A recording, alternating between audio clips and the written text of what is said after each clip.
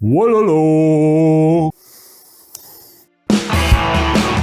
Seria Age of Empires jest dla RTS-ów tak samo wielkim fenomenem jak Doom dla strzelanek. Format obu tych gier doprowadził do powstania licznych klonów i naśladowców, którzy jak najtrafniej chcieli odzorować formułę obu tych gier. Jednak jak wyglądały początki Age of Empires? Pierwsza odsłona została zaprojektowana przez Ensemble Studio i była to ich debiutancka produkcja. W tamtych latach na rynku królowały strategie osadzone w settingu fantasy lub kosmicznym. Postawienie więc na epokę starożytną i traktowanie naszej frakcji jako rozwijającej się cywilizacji, jak w grach Sid Meier, było bardzo oryginalnym strzałem w dziesiątkę. W AOE po spełnieniu odpowiednich kryteriów możemy upgrade'ować naszą cywilizację kolejno przez epokę kamienia, brązu na epoce żelaza kończąc. Oprócz tego, tak jak w klasycznych RTS-ach, ważne było rozbudowanie swojej bazy od budynków gospodarczych po militarne struktury. Gra dawała możliwość zwycięstwa poprzez pokonanie pozostałych cywilizacji, zbudowanie i utrzymanie cudu lub zebranie artefaktów porozrzucanych na mapie.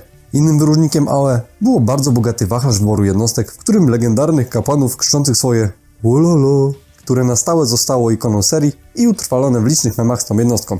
Niestety, pierwotnie gra borykała się z kilkoma problemami, które wynikały w głównej mierze z tego, że był to debiut studia i nie miał po prostu doświadczenia. Pierwsza sprawa, nie można tu było kolejkować jednostek, więc gra często polegała na tym, że klikamy na koszary, rekrutujemy wojaka, potem idziemy się zająć czymś innym, a potem znowu wchodzimy zrekrutować kolejnego wojaka i tak w kółko. Było to denerwujące, zwłaszcza na późniejszym etapie rozgrywki, kiedy trzeba było skakać po całej mapie, by nadążać z produkcją jednostek.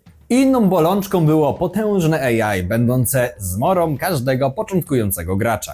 Mimo to była to bardzo udana produkcja, a twórcy idąc za ciosem i słuchając fanów, wydali rozszerzenie pod tytułem Rise of Raw, dzięki któremu mogliśmy już kolejkować jednostki, poprawiono mniejsze błędy z podstawki, a także dodano nowe grywalne cywilizacje i kampanie historyczne. Łącznie w grze doczekaliśmy się 17 różnych cywilizacji, a sam tytuł do 2000 roku, czyli w 3 lata, sprzedał się w ponad 3 milionach sztukach. To, że dostaniemy kontynuację, było już tylko kwestią czasu.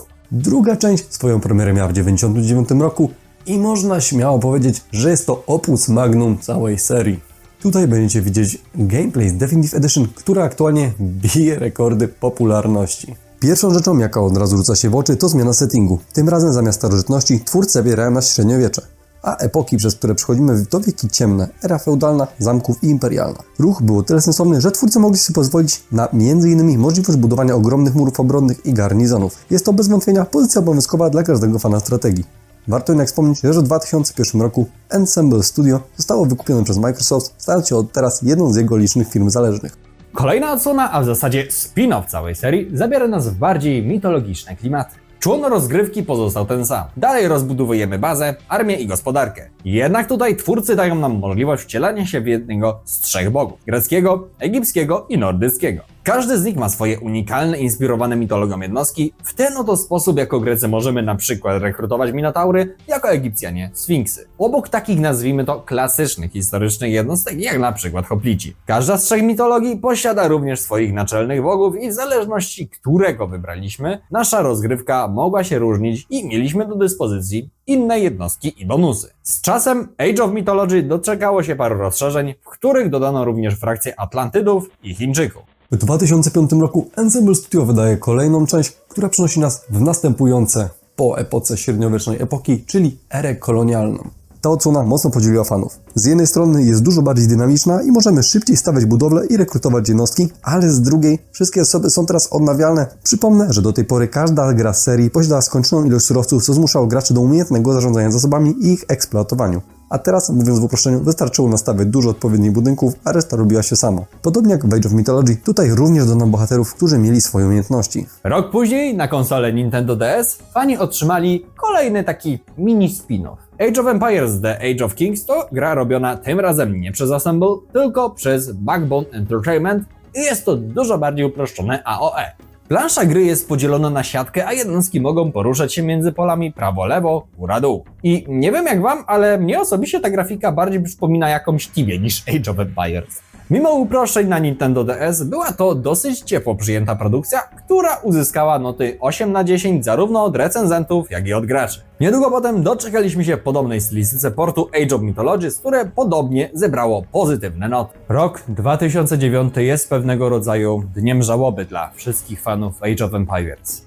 bowiem w tym oto roku Assemble Studios zostaje oficjalnie rozwiązane przez Microsoft. Czy na tym kończy się historia Age of Empires i zostanie z niej tylko proch na kartach growej historii? No nie. W 2011 roku dostajemy Age of Empires Online, które na fazie popularności gier sieciowych dostaje dopisek online, co świadczyło o grze multiplayer. W skrócie jest to kolejna strategia MMO, w której możemy odwiedzać włości innych graczy, robić questy, levelować itd. Gra nie zagościła z nami długo, gdyż w 2014 roku, czyli 3 lata po starcie, jej serwery zostały na stałe wyłączone. W 2012 roku pewna grupa młodych moderów postanawia zrobić moda do Age of Empires pod tytułem Forgotten Empires. Mod ten zyskał na tyle dużą popularność, że usłyszał o nim sam zarząd Microsoftu. Weszli więc z propozycją do wspomnianych modów, czy nie chcieliby zrobić reedycji AOE 2 na Steam. Jak się nie trudno domyślić, ekipa przystała na tę propozycję Microsoftu, oddając w ręce graczy Age of Empires 2 HD Edition, które zostało wydane na Steama i poza lepszą rozdzielczością wprowadziło również kompatybilność z warsztatami z platformy Valve, więc gracze w prosty sposób mogli pobierać mody na nowe mapy lub oskryptowane scenariusze. I tutaj mamy z punktu widzenia historii gamingu bardzo ciekawą sytuację, kiedy to do gry wydanej ponad dekadę wcześniej wychodzą nowe oficjalne DLC. Jeśli znacie inne tego typu sytuacje, gdzie po latach doznajemy rozszerzenie i to pomimo tego, że jest już na rynku kolejna część, to napiszcie w komentarzach. Microsoft oraz ekipa od moda postanowili iść krok dalej i już za niedługo mieliśmy dostać kolejną genialną część serii. Nim to jednak nastąpiło, ktoś padł na genialny pomysł, że każdy szanujący się fan OE potrzebuje mobilnej wersji tej gry. Co tam mówicie?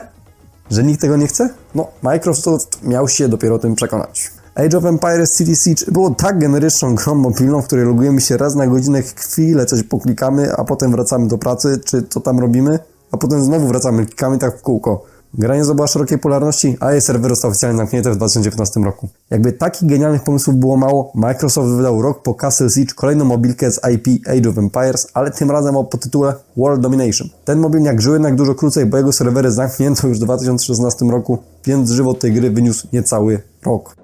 I po tych dwóch potworkach Frankensteina w końcu fani otrzymali te prawdziwe PC-towe Age of Empires. Ekipa Forgotten Empires po raz kolejny stanęła na wysokości zadania, dostarczając świetne remake'i Age of Empires 1, a rok później także dwójki o podtytule Definitive Edition. Druga część po raz kolejny dostała już chyba trzecie życie i do dziś zachwyca wielu starych wyjadaczy, a także tych, którzy po raz pierwszy mogą zagrać w to arcydzieło. Co więcej, gra z czasem otrzymała kilka dodatków, które wychodzą nawet dzisiaj. Najnowszy z nich, czyli The Three Kingdoms, miał premierę 6 maja tego roku. Niedługo po premierze Definitive Edition drugiej części dostaliśmy również trzecią odsłonę w nowoczesnym wydaniu i podobnie jak AOE 2 też dostaje nową zawartość w formie DLC.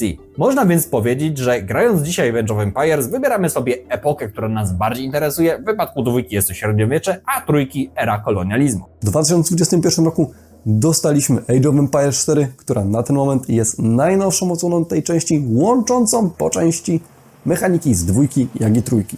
Z dwójki ponownie mamy setting średniowieczny, jednak tym razem dostajemy masę jednostek z unikalnymi aktywowanymi umiejętnościami rodem z trójki. Ogólnie różnice są raczej mikroskopijne, niemniej spotkałem się z opinią, że Age of Empires 4 jest na swój sposób mocno starcraftowe, aby jak najszybciej zasypać przeciwnika hordą wojów i wygrać potyczkę. To, co jest najciekawsze w historii tej serii, to, że pomimo przechodzenia w pewnym momencie z rąk do rąk w efekcie końcowym, dostali ją odpowiedni ludzie, którzy byli przede wszystkim jej wiernymi fanami. Jeśli dotarłeś lub dotarłaś do tego momentu, bardzo Ci dziękujemy za uwagę i zachęcamy do zostawienia łapki w górę i suba na kanale. Dla Ciebie to raptem 2 kliknięcia, a nam pomaga to rozwijać kanał i docierać do coraz większej liczby osób. Jeśli chcecie nadrobić taniej Age of Empires, wpadnijcie do partnera kanału, czyli Instant Gaming. Link w opisie. Tyle od nas, widzimy się już niedługo przy okazji kolejnych filmów. Do zobaczenia! Również żegnam cieple, na razie. A ten kanał przejdzie do historii polskiego YouTube'a jako miejsce największej batalii między fanami Simsów a fanami Age of Empires.